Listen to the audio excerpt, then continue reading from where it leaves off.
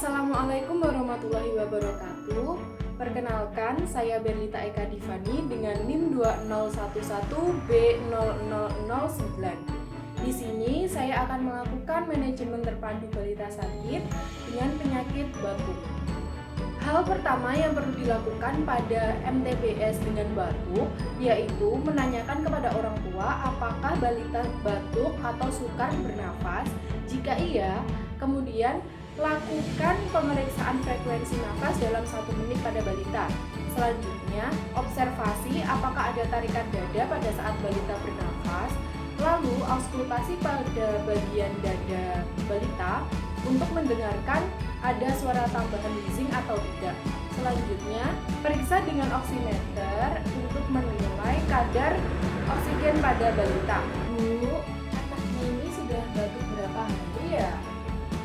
Baik, 6 hari ya. Selama 6 hari ini, apakah anaknya ini mengalami sesak nafas?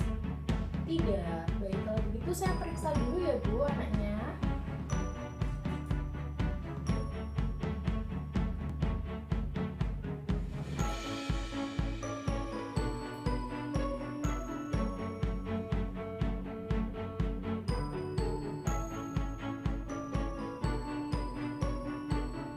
Untuk suara nafasnya ada suara tambahan ya Bu. Ini ada suara wheezingnya. Mungkin ini karena batuknya ya Bu. Kemudian frekuensi nafas per menitnya dari 5 kali per menit ya Bu.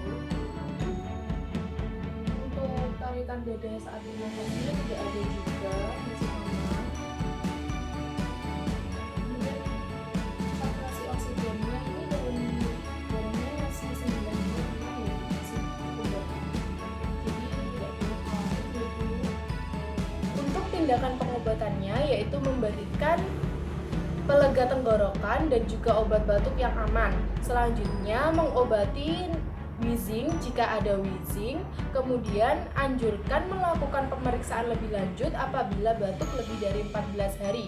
Selanjutnya anjurkan untuk melakukan pemeriksaan TB paru apabila batuk lebih dari 21 hari.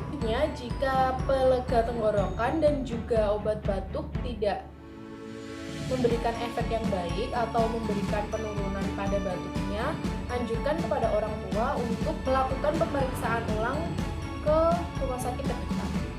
Itu tadi manajemen terpadu balita sakit yang dapat saya sampaikan. Apabila ada kurang lebihnya, saya mohon maaf. Wassalamualaikum warahmatullahi wabarakatuh.